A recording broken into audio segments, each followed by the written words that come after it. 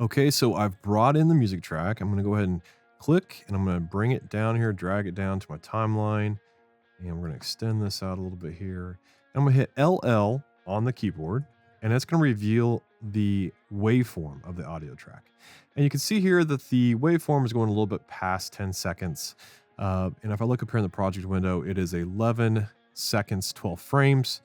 Let's make it 10 seconds because you can see here that's really fading out from about 6 seconds here onwards. It really fades out. So all I have to do is collapse the audio layer, open it back up, and there we have audio levels. So I can set a keyframe for audio levels, and it's just like position, scale, rotation, whatever. You can set a keyframe for audio levels as well.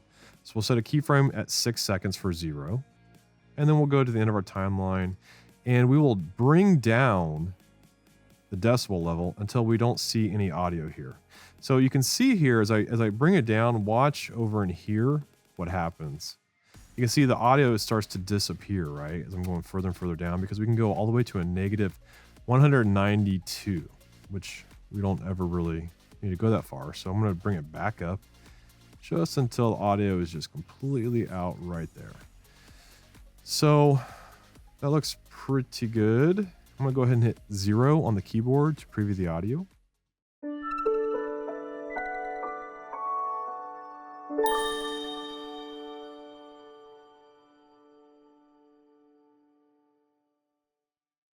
So there was the preview of the audio. You can hear the piano hits several times.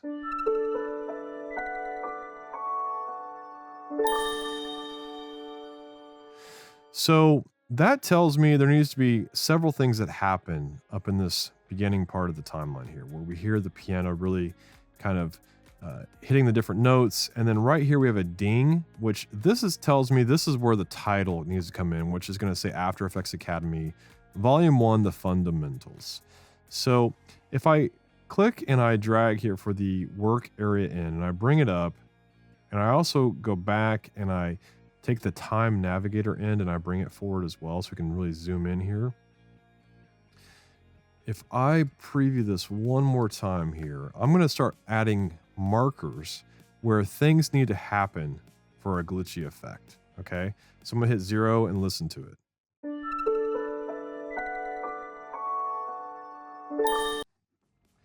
So obviously right here is where the title comes on. So what I'm gonna do is I'm gonna hit Shift 1 and it adds a marker right here at the top of the timeline. I can now right click on this marker, click settings, and I can type in like show title. So I know right here is where the show title needs to come in, and there it is. Now I'm gonna go back here. I know there's something obviously here. There's a note at the very beginning. There's a note here based on the waveform. So I'm gonna hit Shift 1 again. There's a marker. I think there was one here, Shift 2. There's one here, Shift 3, Shift 4, Shift 5. And I think there was one right here, Shift 6. So now if I play it back again and I listen for the piano notes and I look at the markers, I wanna see if they kind of line up.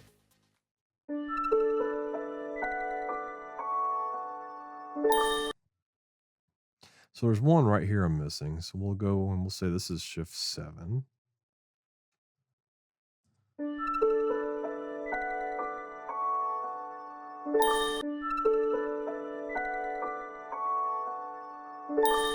So that works pretty well. So that tells me these are the points where I need things to really start happening. So that's always a good way to start with the audio so that, like I've created a one, asset already, but bringing in that audio, which maybe I could have done this first, this really tells me, okay, there's these key moments where things need to happen here. So I've got those marked. I'm going to go ahead and hit save. And there we go. Our project is saved.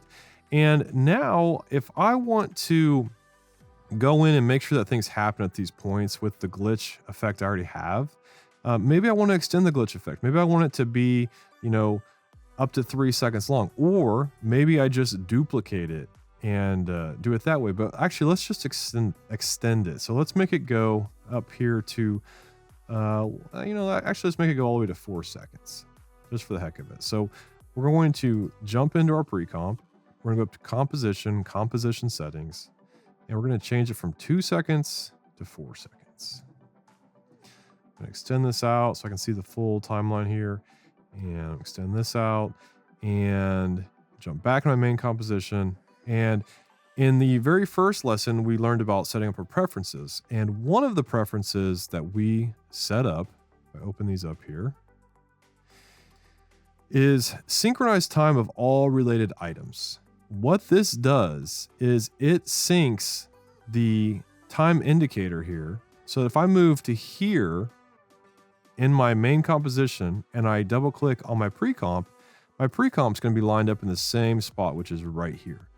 So this tells me, based on my marker 1, something needs to happen right here, right? So let's go ahead and just kind of drag these around so something happens, it changes shape right there. We'll go back here, double click. Well, something's happening right there already, so we're good to go. Here, double click. Extend this one out. Here, double click. And maybe we'll just kind of move these out like so. And what I'm going to do now is I'm just actually going to select everything and hit Command D to duplicate, and then just drag to the top, and there we go. So now we're filling up our timeline here, right? And to make it a little bit more interesting, I'm actually going to just rearrange the order of these so they're not all, so it doesn't look like we're just repeating everything over and over again. So I'm just randomly clicking and dragging like so, just to line up edges here.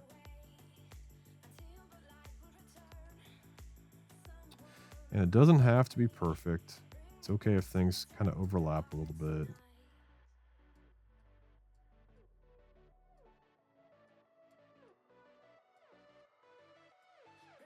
Because we're going to go back to our main composition here, and we're going to, let's see, we got one set up here. We're going to drag this out, make sure something, okay, so something happens there. Let's go to 4, double click.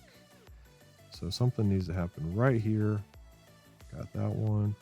Fill in the gap here. Back to our composition. Something needs to happen right here.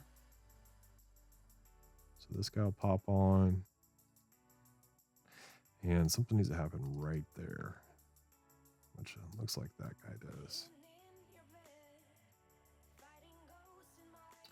Okay, so there we go. So I'm going to go back, I'm going to save. And let's preview this.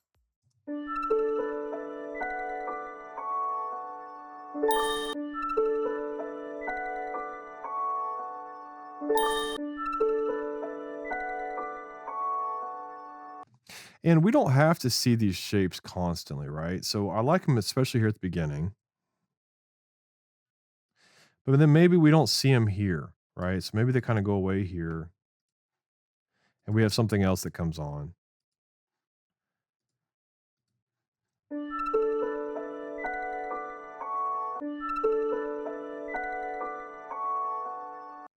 And maybe they're not here.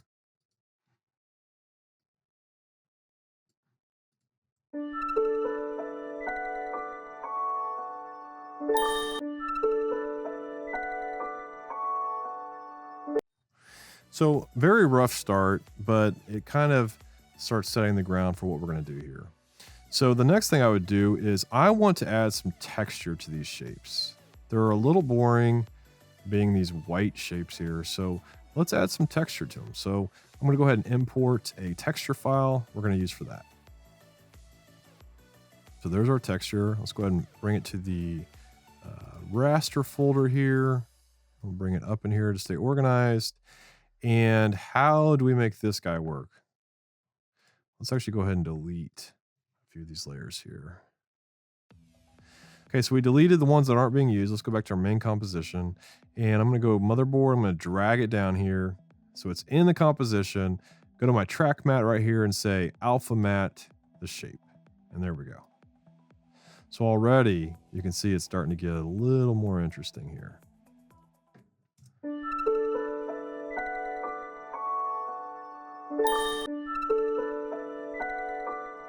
So things feel a little bit off. Some things should maybe be happening that aren't happening yet. But again, like I said, we're kind of laying the ground here, the groundwork to make it have a base layer, then we'll start adding on top of it. Okay, so let's just start adding some random things here. So like maybe right here at 101 where this mark happens, let's add a new shape layer. So we'll select our timeline, we'll go to layer, new shape layer.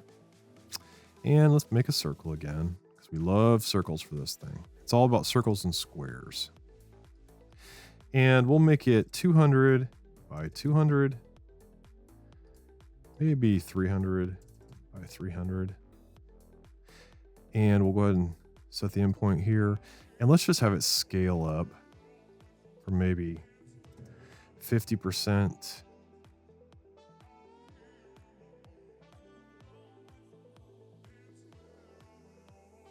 Maybe to about here where something else happens. So we'll have it scale way up, something crazy like that. And I'm gonna hit Option in bracket, and it's gonna cut the layer off here. So we've kind of got this weird thing going on here. And I'm gonna save, and I'm gonna add an interesting effect here. And this effect is called strobe. It's under stylize strobe light. So you can type it in here. Or we could go up to our effect, stylize strobe light here. Let's take a look at it. Not really doing much, right? Kind of boring. So let's go ahead and let's decrease the strobe duration way down. It's really fast. And let's make the period also very quick.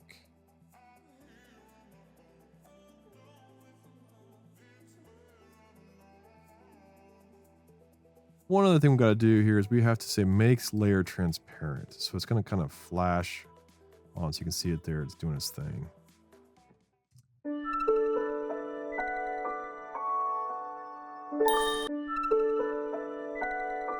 So that's kind of interesting.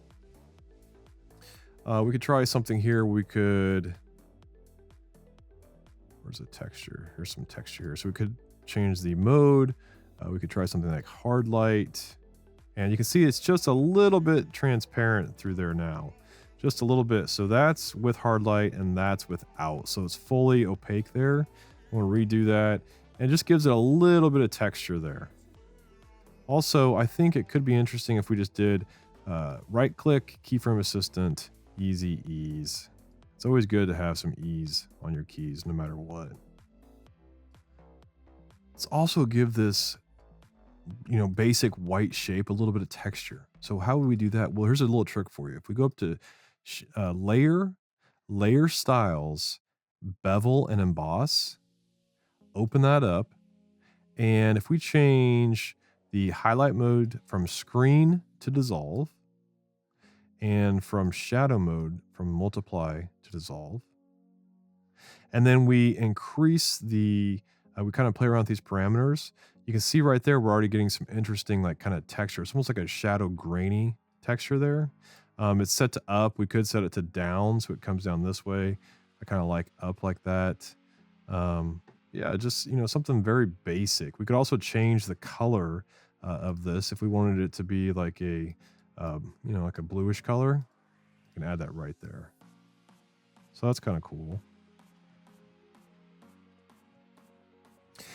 And I know I'm jumping around here, but let's actually just kind of focus in now here at the beginning. So let's just go to the beginning and see how we could open this up. So it might be kind of interesting to do like a film kind of effect here. I love like old filmy kind of things. And I've got a few different textures we can try here. I'm going to go ahead and bring in film one. I'm just going to drop in the top here and kind of play around with it here and see how it looks. Let's set it to something like screen.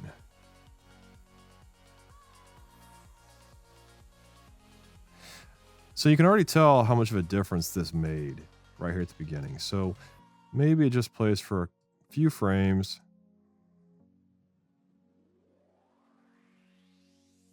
So we're already getting kind of glitchy here. So again, this thing's really bugging me. How it kind of switches from this perfect grid to this and this. So maybe these overlapping here, this is kind of what's throwing me off. So I'm going to go ahead and take this out.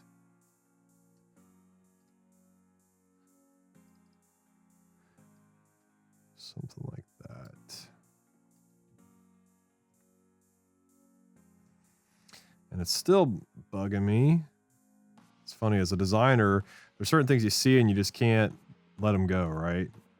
So I like how this pops forward. I don't like that. And I think it's because there's empty space here and now it's full here. So I think, oh no, that's what it is right there, this block. So this guy needs to line up with these guys. So I'll just overlap them like so. And it'll make it a little bit bigger. Maybe like that. Let's see what this does.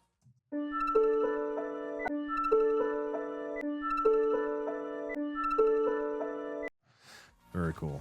So that's starting to come together.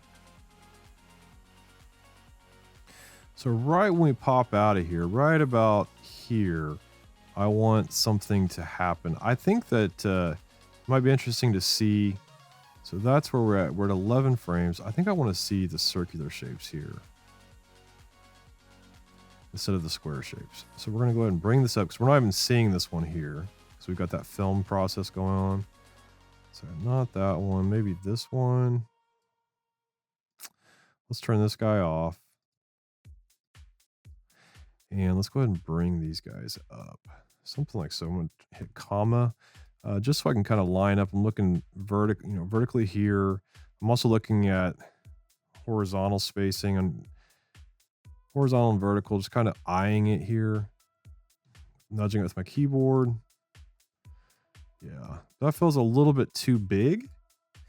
And maybe it's because I built this composition so big because I wanted the ability to scale and move things around. So actually, I like that much smaller already. Yeah, it's not so in your face. This circle, even though this is centered, I feel like it should be kind of maybe over in here. Like that. And the whole thing is we're going to kind of go with black and white, but the color that we throw in is going to be this kind of digital color. So it's okay if we see these kind of weird white and black things and just this occasional color, which we're going to cover up some of this color here. So right here,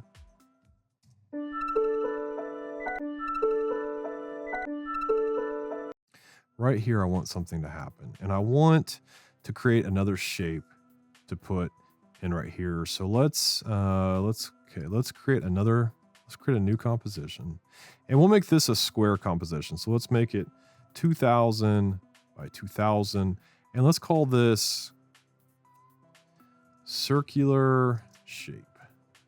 Okay. And I'm going to go ahead and import some footage into here. Footage, but actually meant a photograph. This is from a site called Unsplash. I pull a lot of things off of there. We're gonna do something like that. So let's make a mask on this shape layer, on this texture. So I'm just gonna click, I'm gonna hold down Shift, Option, or Alt, and Command. And I'm just clicking and dragging just to make a perfect circle here, kind of fill in the frame. I'm also gonna make this black and white. So I'm gonna go to Effect, Color Correction, Tint. There we go. Okay, and above this layer, we're going to create a new adjustment layer. And to this, we're going to add a transition. And transition is called Venetian Blinds. And immediately it's like, well, what's going on here? Well, we're going to turn this up to about 50.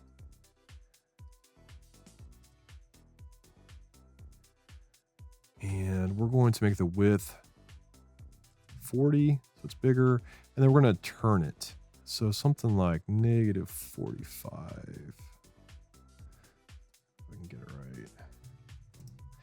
And let's crank up the width a little bit more here. Something like that. So that's kind of cool. And we'll just call this Venetian Effects. And then we're going to bring in another photograph here. is just another photograph. It's a texture. I love working with textures. And we're going to scale this puppy up just a little bit to fill the frame. And then we're going to select a rectangular tool. And we are going to click and drag. And make another shape. Double click there. I'm holding down shift. So I'm rotating 45 degrees.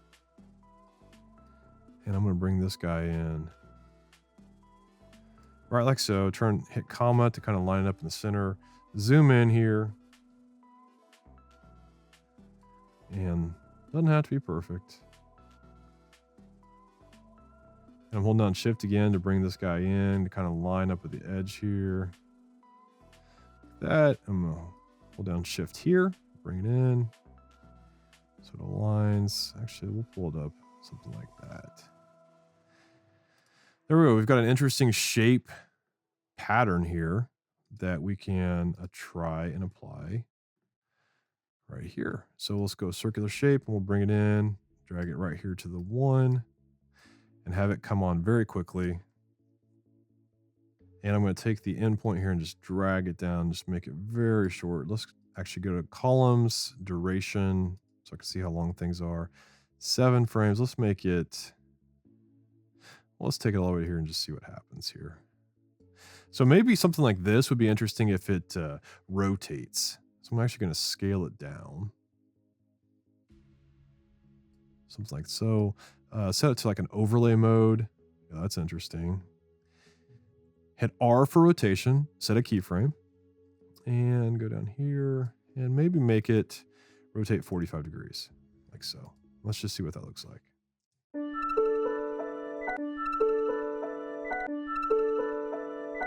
So I like it. It's too slow.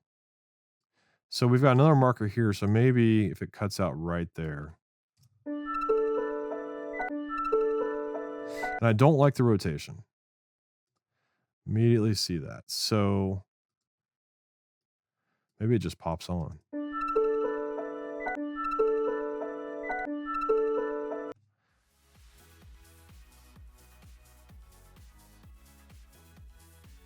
And maybe it comes in here instead. Because I like to see these guys kind of by themselves.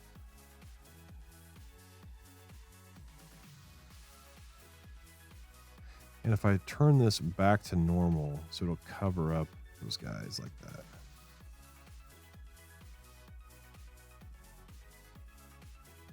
And let's go ahead and scale it back up again. I don't want to see the perfect shape of it. So let's see what 100% looks like.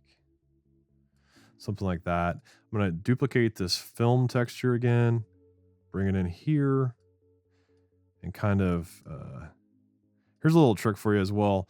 When you have a layer like this where the end is kind of brought in and the end is brought in here and the beginning is brought in as well, instead of having to like kind of find a place and kind of drag in and out points around like this, you can use the pan behind tool or the anchor point tool, which is Y, and you can click and you can drag, and it moves the footage within the same in and out, like the length of the clip, but it moves the in and out points.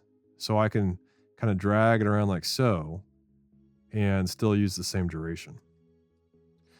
So let's just see here. If I change this to, I love to play around with different screen modes. Maybe if it's below everything here, let's see what this looks like. Let's change it back to overlay.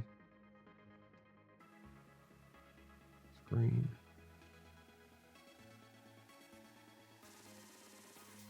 Maybe bring it above.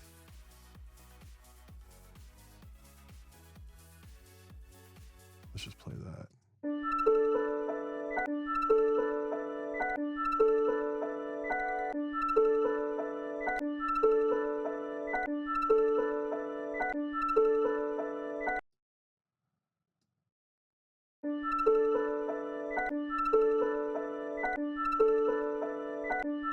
I'm not loving that. So let's try one of these other film pieces I have. I'm holding down Option and I'm dragging on top of my footage in the timeline. And by holding an Option, it actually replaces that footage. So I don't have to bring down the footage, set new in and out points and things like that. I can just bring it in, replace, and there we go. So we'll make this one really quick here. Yeah, that's already more interesting. Okay, so let's enough for this video. Let's go ahead and pause this one and we'll start up with the next video.